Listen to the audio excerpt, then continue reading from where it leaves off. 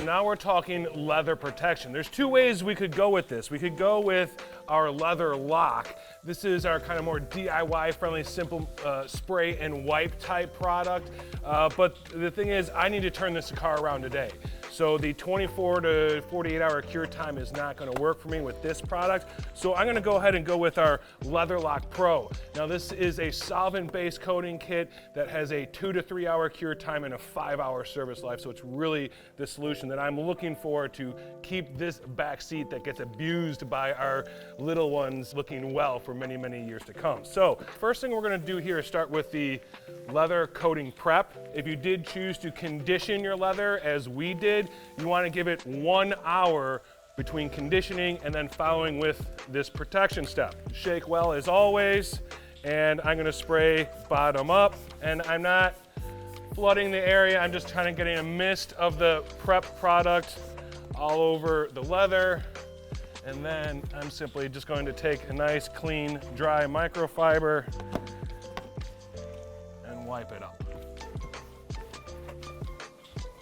Of course, don't forget to get edges if you do have fold down rear seats and things like that, or if you have the armrest, do make sure you get the entirety of the armrest.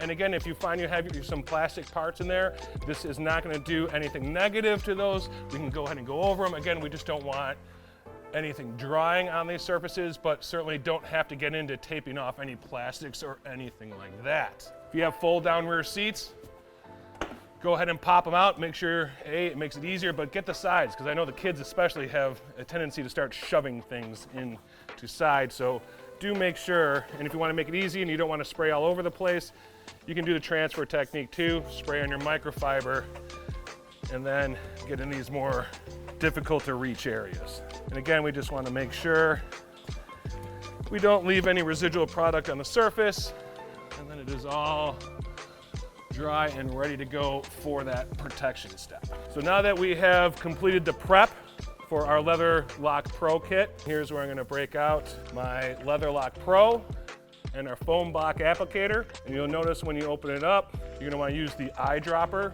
and we're going to prime this with about 8 to 10 drops. And I'm going to start on the side here.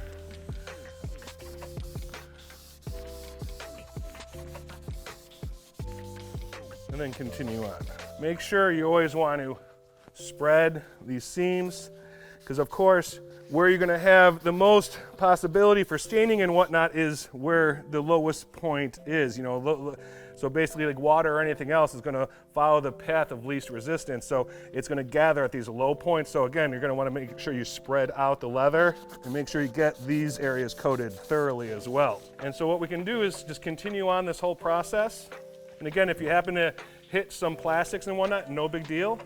It's certainly not going to cause anything negative on other interior materials, but where it's going to have its greatest durability and best performance is obvious on those leather areas. Now this is a self-leveling coating, so my focus here is total coverage, not leveling. So just for a little experiment, what we're going to do here is on our armrest back here, we're going to do a 50-50. I'm going to coat half of it with our Leather Lock Pro. The other half I'm going to leave naked. And to prove to you all out there in the interwebs that this is truly imperceptible protection. So I got my Leather Lock Pro, and I'm just going to do this half right here. Just want to prove to you all out there that this coating does not change the look, does not change the feel, or anything of your leather. Getting back here too, because you never know with the little ones. So there we go. So we'll come back to that armrest in about 30 minutes. And that is the key to this. So what you do with our Leather Lock Pro is we're gonna let this dwell on the surface for about 20 to 30 minutes, and then we'll come back and with a clean, dry microfiber towel and buff off any residue. So I'm gonna go on, continue on doing the rest of the leather surfaces, all the seats, the leather arm pads on the door cards, basically anything leather on this interior is gonna get protected with the Leather Lock Pro. So it's been about 30 minutes and I'm just wiping up whatever little residual of the Leatherlock Pro that is still left on the surface. So most of it has absorbed in, but like I said, I'm just gonna wipe up whatever's left there.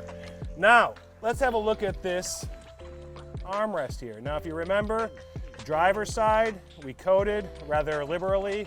Passenger side, we did not touch.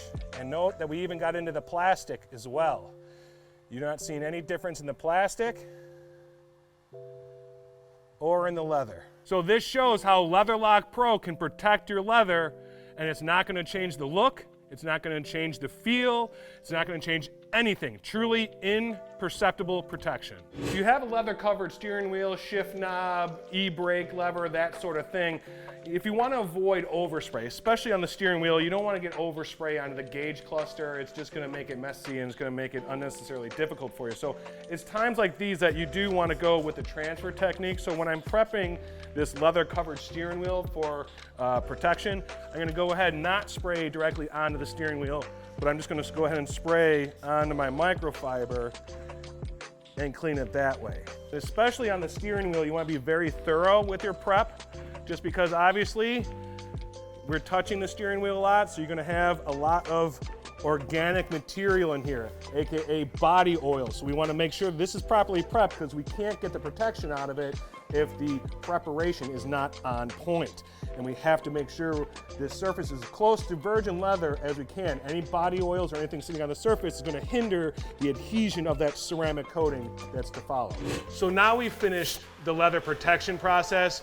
I'm going to go into the plastic protection process. Now, technically, with the plastic conditioner, we have added some protection to the plastic. But if you want to go next level protection because your little ones are going to destroy it, well, in that case, we're going to go with the plastic trim coating kit. Now, this is something that's usually used on unpainted plastic trim on the exterior of the vehicle. So what I refer to as crinkle plastic.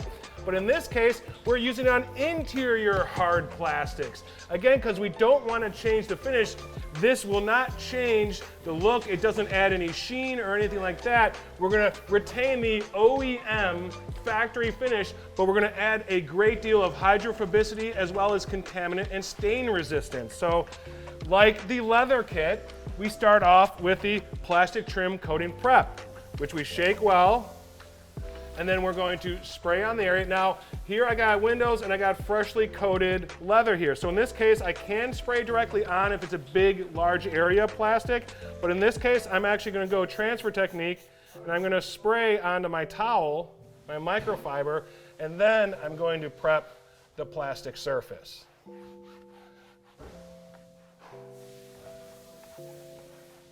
And then I will go ahead and flip to the dry side and buff off any residue. Now down here, I got all sorts of plastic. So here, I'm gonna go ahead and spray. Again, I'm gonna avoid the speaker grill. I just don't wanna spray anything directly into the speaker, so I'm gonna go ahead and avoid spraying directly onto that. But we can go ahead and take our microfiber then and clean all these plastic areas. Do make sure you are thorough cleaning out the cup holders and the door cards, because this is where this coating is really going to pay dividends if, and more likely when, you get a spill back here and all that soda or whatever it is dries up and makes a sticky mess on the bottom of there. If you have properly prepped that and coated it, that cleanup is going to be much, much easier. So again, make sure your prep is on point and you'll get the as advertised performance out of your protection step. Now that we have prepped the plastic areas on the vehicle, we're going to go ahead and grab our foam applicator and our little glass bottle of plastic trim coating. I always shake well before using. And I'm going to prime the pad with, anywhere from 8 to 12 drops. And what I'm going to do is just run a bead down this area.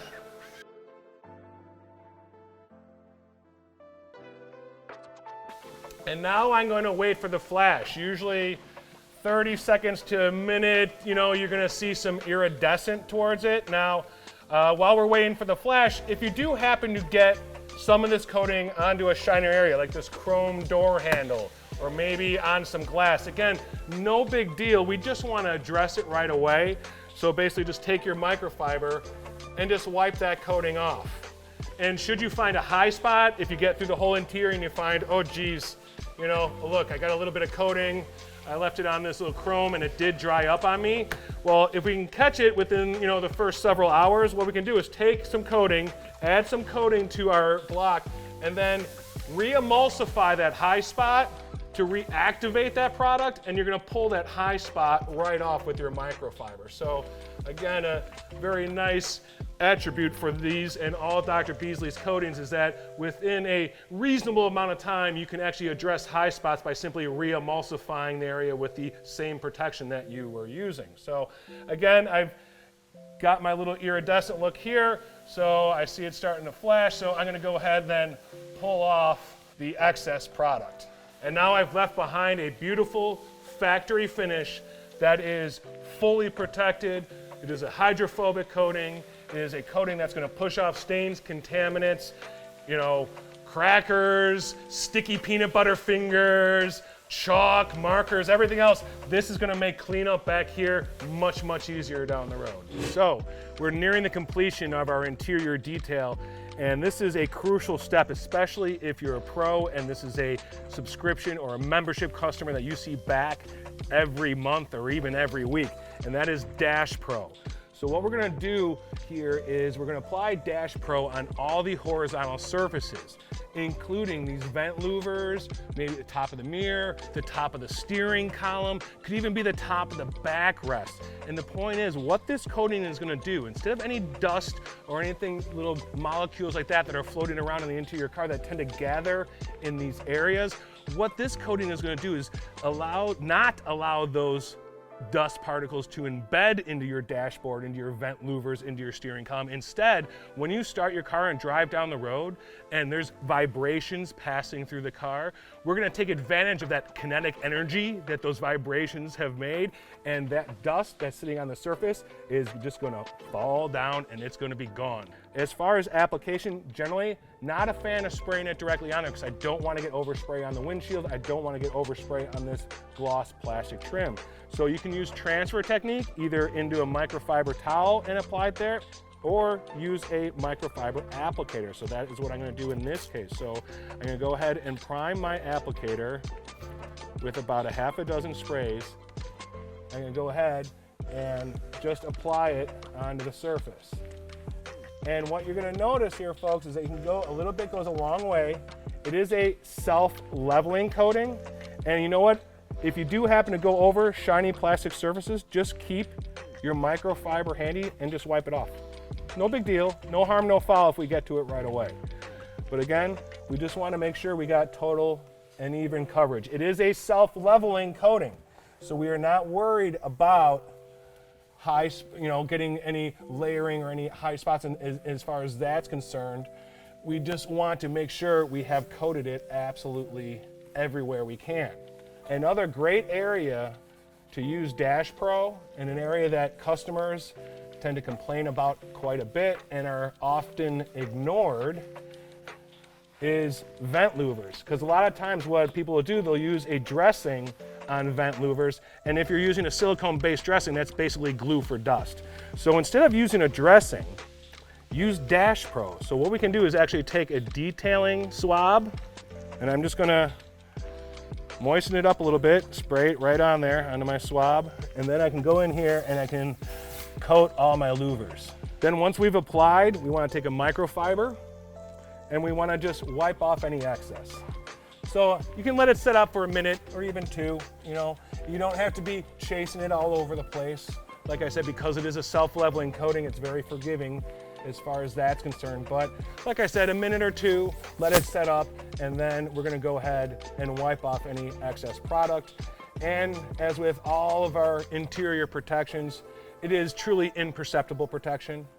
It is something that your customer nor you are gonna know is there, but you're certainly gonna see the benefits. Like I said, this is not a product you see the benefit right away. This is not spray and wipe it, and whoa, look how great it is. This is a product you're gonna spray, you're gonna wipe it, and it's gonna be weeks down the road, and you're gonna all of a sudden notice it's gonna be a bright, sunny day, and you're gonna be driving down the road, and you're like, hey, I haven't had this car maintenance in almost a month, and it's still looking great. Well, that is the point of Dash Pro, folks. keep your interiors looking great, keep your maintenances easier, and you'll be happier, or your customers will be happier. So here's where it's time to double check those commonly missed areas. Areas like steering columns, vent louvers, how about between the seats by the center console, or even the pedals, the gas, clutch, and brake pedal. Yes, I said clutch pedal, there are still a few of those out there. So, with that, that's it. We're all done. The interior detail on the WRX is complete. This is not gonna only make my wife happy, but this is gonna make this car easier to maintain, easier to keep looking well, because this interior has not only been cleaned, conditioned, it has also been fully protected for years of use down the road. With that, folks, I want to thank you so much. I hope you enjoyed this interior detailing video. If you want to see more videos like this, or maybe you want to see another process, hey, how about mentioning it down in the comments below? We appreciate that feedback. We love having that dialogue with all you out there in YouTube land. And one final thing, I do want to ask you for a favor, folks. Help me educate America. If you're out there driving in the left lane and you're not passing anyone, it's time to move over to the right.